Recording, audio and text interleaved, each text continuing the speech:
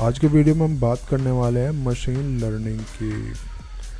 तो जैसे नाम से ही आपको पता चल रहा है इसमें कि मशीन प्लस लर्निंग, दो वर्ड हैं, मशीन प्लस लर्निंग। अब इसका जो एक सिंपल मीनिंग मैं बता के चलूँ तो होता है मशीन सीख रही है। मशीन कोई भी एक प्रोग्राम या कोई मशीन या कोई कंप्यूटर वो सीख रहा है, खुद अपने आप खुद सीख रहा है। ठीक है, अब होता क्या है, देखो मशीन लर्निंग में क्या होता है, ये हमारी मशीन है, इसको हमने शूज़ की इमेज दिखाई, इसको हमने एक 3 BHK या 2 BHK की इमेज दिखाई, इसको हमने एक कार की इमेज दिखाई, राइट। अब इसको हमने इमेज दिखाई है तो ये क्या करेगा, उस इमेज के फीचर्स एनालाइज करेगा और उनको उठा के अपने अंदर रखेगा। लेट्स सपोज शूज़ की इमेज हमने इसको दिखाई तो शूज़ की शेप का ही एनालाइज करेगा कि ऐसे ऐसे ये ऐसे आगे की और राउंड है, लंबा है, थोड़ा ऊंचा है, ऊपर से खुला हुआ है, ऐसे इसमें फीते हैं, इस टाइप के फीचर ये उठा के अपने पास रखेगा। ठीक है, ऐसे ही 2 BHK का ये शेप ले लेगा या 3 BHK का ये शेप लेगा कि इसमें इतने इतने रूम्स हैं, इसमें किचन है, इसमें सारी चीज़ें हैं, इस टाइप का ये क्या है, एक तरीके से ये हमारा एक फ्लैट है।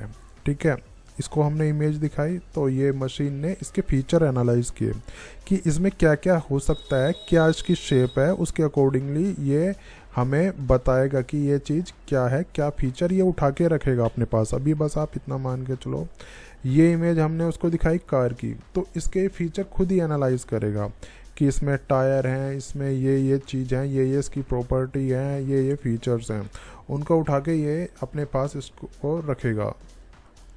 इसी टाइप से अगर हम इसको थोड़े एनिमल्स की इमेज दिखाते हैं, जैसे लॉयन की इमेज दिखाई, टाइगर की इमेज, तो इसमें भी ये चेक करेगा कि इसके बाल हैं, ये थोड़ा इसका मोटा शरीर है, और अगर चीता है तो चीता में चेक करेगा कि इसकी जो स्किन है वो किस टाइप से है, क्या क्या इसमें निशान है, स्किन में लाइनों के निशान बने हुए हैं, और इसके बाल नहीं है फेस पे। तो इस टाइप की फीचर ना अपने पास उठा के रखेगा और उसको डिफ्रेंशिएट करेगा एक दूसरे से। अब जैसे मैंगो है, ये मैंगो ले रहा है तो मैंगो ये ले रहा है, ठीक है। अब इसमें क्या करेगा, ये चेक करेगा कि कलर है इसमें, इस टाइप का शेप है, सारी चीज़ें प्रॉपर्टीज़ वगैरह, इसके फीचर्स वगैरह वो चेक करेगा, एनालाइज करेगा। अब होता क्या है, देखो मशीन लर्निंग के कुछ टाइप्स होते हैं। ये तो मैंने आपको इनपुट देना बता दिया है, आप इमेज दिखा के इनपुट दे सकते हो। अब इमेज दिखाने के भी कुछ तरीके होते हैं। एक तो ब्लैंक इमेज आप दिखा सकते हो, ठीक है, ब्लैंक मतलब जैसे मैंने आपको दिखाई, और एक लेबल से भी आप दिखा सकते हो कि ये है, ये हमारा शूज़ होता है, या कोई पर्टिकुलर शूज़ की कैटेगरी, जैसे स्पोर्ट्स शूज़ है तो हमने यहाँ पे लेबल दे दिया स्पोर्ट्स शूज़, ये मशीन में फीड हो जाएगा और मशीन इसको लर्न करेगी। अब ये तो स्पोर्ट्स शूज़ हैं, हमने इसके बाद दिया, इसको दिखाया कि लेदर के शूज़, तो उसमें क्या है, लेबल होती है, इसको बोलते हैं हम, जैसे मशीन लर्निंग के कुछ टाइप्स होते हैं इस टाइप से, सुपरवाइज लर्निंग उसको हम बोलते हैं। तो सुपरवाइज लेबल के साथ अगर आप देते हो सुपरवाइज लर्निंग होता है। अगर इसको हम, एक होता है फीडबैक, जैसे ये बता दिया है, ये इस टाइप से शूज़ हमने इसको इनपुट दिया, अब इसने फीचर वगैरह बता दिए हैं, वापस रिटर्न करा कि ये फीचर हैं, ये हैं, इसको हम क्या कहेंगे, मतलब जैसे इसने एक रिप्लाई किया अपने उसके अकॉर्डिंग कि चप्पल कहेंगे इसको, हम फिर उसको फीडबैक देंगे, नहीं गलत है, चप्पल नहीं है, ये शूज़ है। तो पॉजिटिव को ये एक्सेप्ट करेगा, नेगेटिव को ये फिर दोबारा एनालाइज करेगा उसके फीचर्स को।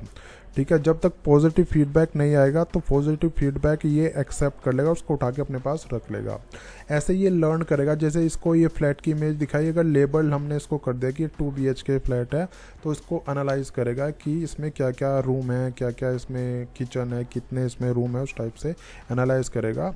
ठीक है, तो फीडबैक दे भी सकता है, पॉजिटिव फीडबैक को एक्सेप्ट करेगा। ठीक है, ऐसे कार के लिए करेगा कि ये जैसे बड़ी कार है तो वो SUV होगी, थोड़ी छोटी है और पीछे डिग्गी वगैरह है तो कॉम्पैक्ट होगी, इस टाइप से भी ये सारी चीज़ें एनालाइज करेगा। और इसमें ह्यूमन का भी रोल होता है कुछ टाइप्स में, विदाउट ह्यूमन का भी होता है और विद ह्यूमन भी होता है, क्योंकि टाइप्स होते हैं जो मशीन लर्निंग में, कुछ टाइप्स होते हैं। तो टाइप्स में आपको पहले बता देता हूँ क्या क्या टाइप्स होते हैं मशीन लर्निंग में। मशीन लर्निंग में 3 टाइप्स होते हैं, सुपरवाइज्ड लर्निंग और अनसुपरवाइज्ड लर्निंग, रीइंफोर्समेंट लर्निंग। अब जो सुपरवाइज्ड लर्निंग होती है उसमें क्या होता है, उसमें हम लेबल के साथ में इनपुट देते हैं। जैसे लेबल के साथ में मैंने इनपुट दिया बनाना, ये क्या है बनाना, तो हमने मशीन को बताया है कि भाई साहब ये बनाना है। तो जैसे ये चेरी है, हमने मशीन को बताया कि मशीन जी ये चेरी होती है इस टाइप की, जिसका कलर, अब उसको कैसे ही एनालाइज करेगा, मशीन एनालाइज करेगा कि इसका कलर इस टाइप का है, छोटी सी है, वो मशीन का अपना तरीका होता है एनालाइज करने का, तो उसके फीचर्स वगैरह वो एनालाइज कर लेगा, एनालाइज करेगा कि ये थोड़ा येलो टाइप है और ऐसे घूम घूम के थोड़ा आगे से छोटा मोटा होके पीछे से जुड़े होगा, तो वो बनाना है, वो इसकी अपनी प्रॉब्लम है कैसे इसको एनालाइज करता है। अब it analyse the feature of input, हाँ ऑब्वियसली करेगा।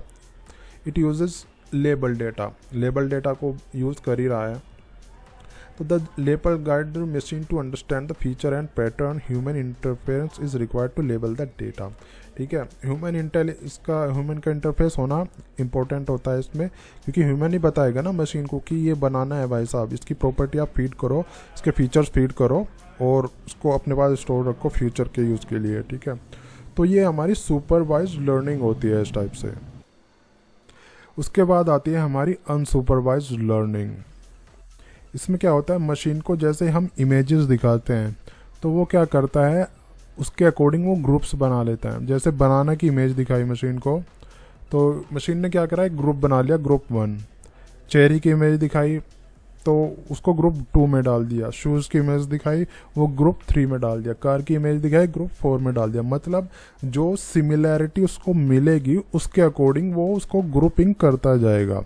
तो ये ग्रुपिंग करता है हमारा अनसुपरवाइज्ड लर्निंग में मशीन।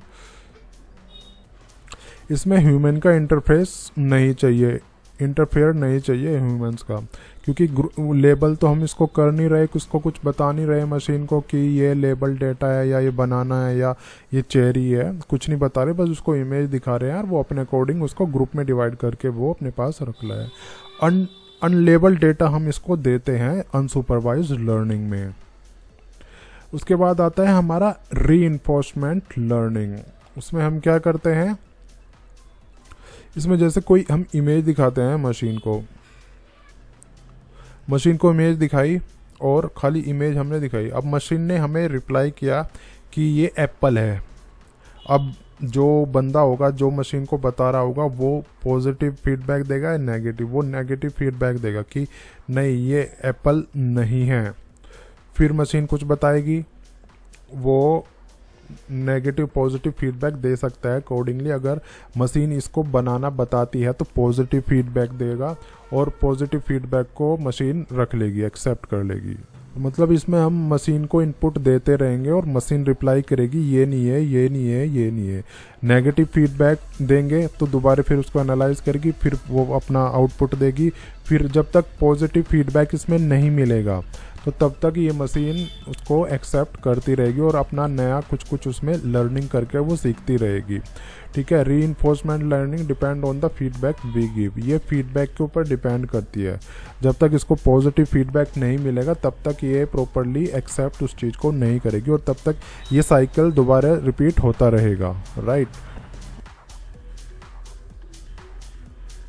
अब बात आती है कि जब पहले ट्रेडिशनल प्रोग्रामिंग थी तो मशीन लर्निंग की ज़रूरत क्या थी, क्यों हम अपना इतना दिमाग ख़राब कर रहे हैं, क्यों इतनी चीज़ें आ रही हैं मार्केट में। तो मशीन लर्निंग की नीड क्या थी जब ऑलरेडी हम प्रोग्रामिंग कर रहे थे। देखो, ट्रेडिशनल प्रोग्रामिंग में क्या होता है, इनपुट हमने दिया, अब जो इनपुट होगा, जो आउटपुट आएगा वो लॉजिक के अकॉर्डिंग आएगा। जो लॉजिक हमने कोड में लिखा होगा उसके अकॉर्डिंग वो आउटपुट देगा। तो सारी चीज़ें क्या डिपेंड करती हैं, इस पर्टिकुलर लॉजिक पे डिपेंड करती हैं। जैसे हमने इसको एक डॉग की इमेज दिखाई, अब जो इसमें लॉजिक लगा हुआ है वो ओनली डॉग के लिए लगा हुआ है कि उसका अगर पूंछ ऊपर की उठी हुई है या पूंछ थोड़ी राउंड है या थोड़ा हल्का है, लंबाई इतनी है, उसकी चौड़ाई मोटाई, मुंह ऐसा है वैसा है, तो ये हमारा लॉजिक हुआ कोड में। तो उसके अकॉर्डिंग वो आउटपुट उठा के दे देगा। लेकिन अगर हम इसको एक इमेज दिखाएं लोयन की, तो लोयन की जो लॉजिक लोयन के अकॉर्डिंग लगेगा। कि लोयन इतना लंबा होता है, इतना मोटा होता है, उसके बाल होते हैं, वो ऐसे चलता है वैसे चलता है। तो ये सारी चीज़ें ना एक पर्टिकुलर किसी भी ऑब्जेक्ट के लिए हमें उस पर्टिकुलर कोड में जाके हर चीज़ के लिए एक लॉजिक लगाना, डिफाइन करना पड़ेगा, तभी चीज़ें आउटपुट काम करने वाला है ठीक ठाक। अब मशीन लर्निंग में क्या होता है, मशीन लर्निंग में क्या होता है कि हम इनपुट देते हैं मशीन को, ठीक है। अब वो आउटपुट देती है, आउटपुट देने के बाद फिर वो मॉडल बनाती है। मॉडल क्या होता है, बेसिकली एक प्रोग्राम होता है, एक सॉफ्टवेयर आप मान के चलो कि वो हमारा मॉडल होता है, प्रोग्राम ही होता है वो, ठीक है, ठीक है।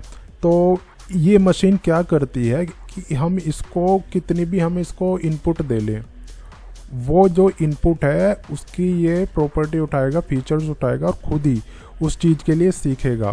कोड लिखने की इसमें ज़रूरत नहीं होती है। Machine study output and make model accordingly, ये सारी चीज़ें खुद ही स्टडी करता है। कोई ह्यूमन का इंटरफेस लॉजिक वगैरह में कुछ नहीं चाहिए होता है इसमें।